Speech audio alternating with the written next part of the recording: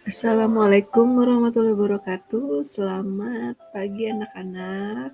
Ketemu lagi bersama Ibu di sini, yaitu bersama Dede Rasi SPD dari SMK 1 Maja yang akan membahas tentang bab 7 yaitu tentang pengairan tanaman hias. Nah, untuk materi kali ini kita akan berkaitan dengan bagaimana cara kita untuk bisa menyegarkan tanaman melalui bab yang namanya pengairan tanaman hias. Baiklah anak-anak, nah kita harus mengetahui dulu bahwa yang namanya pengairan tanaman hias itu adalah merupakan salah satu usaha untuk mendatangkan air dengan membuat bendungan atau bangunan atau bisa juga saluran. Nah, tujuan dengan adanya pengairan ini yang pertama adalah untuk memberikan jumlah air yang cukup memadai ke akar tanaman hingga tanaman itu tumbuh dengan optimal. Nah, bagaimana cara pengairannya? Di sini cara pengairannya ada yang diberikan di atas tanah, kemudian di dalam tanah, atau bisa juga dengan teknik penyemprotan, serta diberikan irigasi tetes.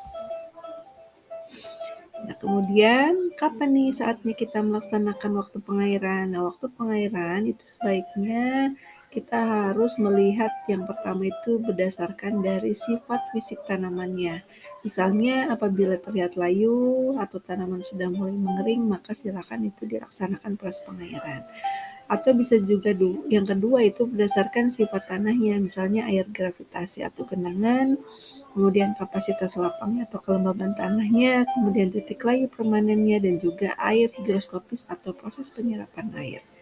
Dan yang ketiga itu berdasarkan kondisi iklim, di mana kondisi iklim itu bisa saja terjadi antara musim hujan atau musim kemarau berkaitan dengan evapotranspirasi. Sudah tahu kan apa yang dimaksudkan evapotranspirasi? Nah, untuk pemberian pada tanaman hias ini biasanya dilaksanakan dengan cara yang pertama yaitu dengan mengalir terus-menerus atau bisa juga dengan mengalirkan air secara terus-menerus setelah pemberian air secara terputus. Nah, teknik pemberian airnya itu ada beberapa cara. Yang pertama adalah dengan cara disiram atau disebor, yaitu dengan menggunakan gayung. Kemudian yang kedua itu dengan menggunakan drip atau pipa instalasi. Yang ketiga bisa juga dengan disemprot, yaitu dengan menggunakan selang nozzle.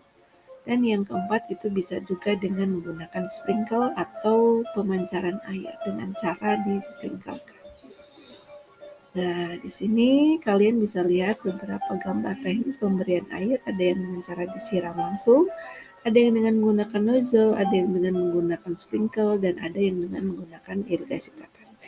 Nah, mungkin ini adalah materi tentang pemberian air, cukup singkat bukan? Mudah-mudahan kalian mengerti ya. Insya Allah kita akan ketemu lagi di pertemuan berikutnya.